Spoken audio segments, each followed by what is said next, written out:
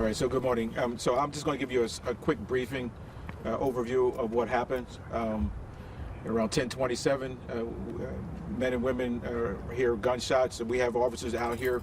We have different groups of young people or different groups that are out here. They're moving them out of this process.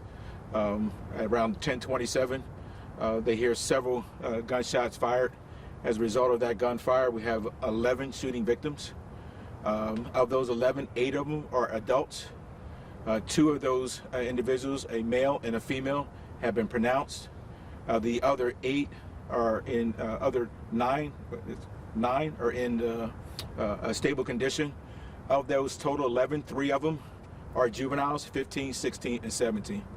And so it's been a challenging day for the men and women throughout the different parts of the city. We had groups of individuals, particularly juveniles. This one a little bit different. We have a blend of adults and juveniles. The men and women were here earlier in the day, saw the activity, were moving those, that they were packing up as this incident unfolded.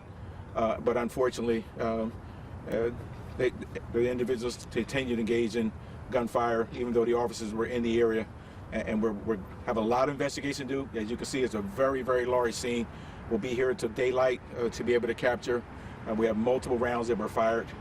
So I'll stop there and see if you have any questions.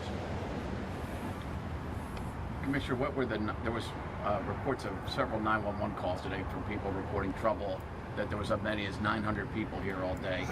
Did you hear anything like that? Listen, I mean, this is a very popular area. I mean, going from 33rd Street all the way through. We're going to get a number of individuals.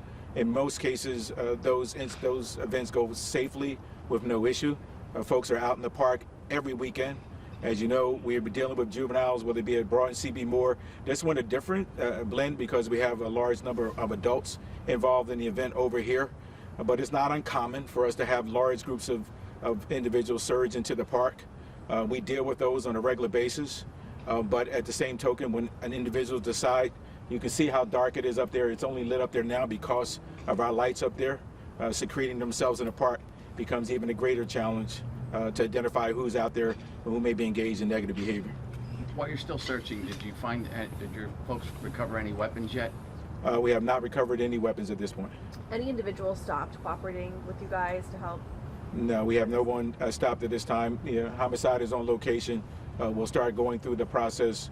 We expect that we'll start to pick up a lot of information tomorrow as the day unfolds. Today, because we're already in Tuesday, as the day unfolds, we'll start to see things unfold. The male and female that were pronounced, were they juvenile or adult? They were adults.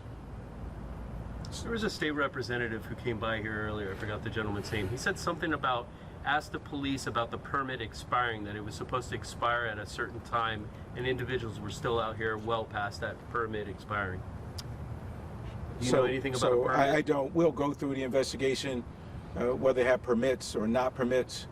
I mean, we're in the park, right? And so there are going to be folks that are going to say that, hey, the police should have been out here. We're in the park.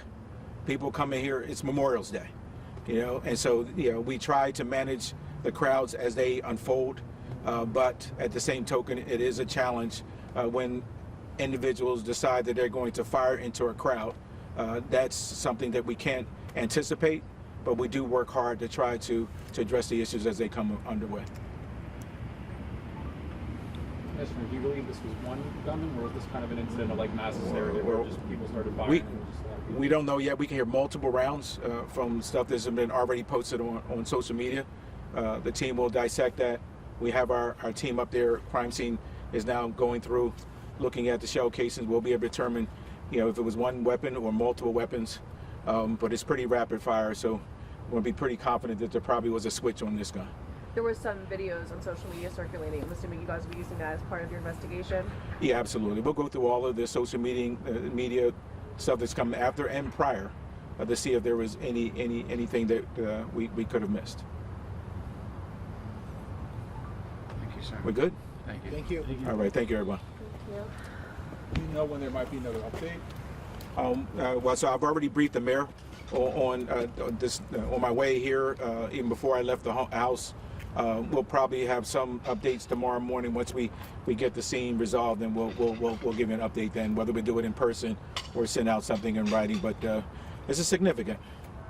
You know, it's Memorial Day is a day where we honor those who gave their lives in war, and so we understand the significance of this event, and so we'll make sure we provide an update later today. All right, thank you, everyone. Thank you. Thank you.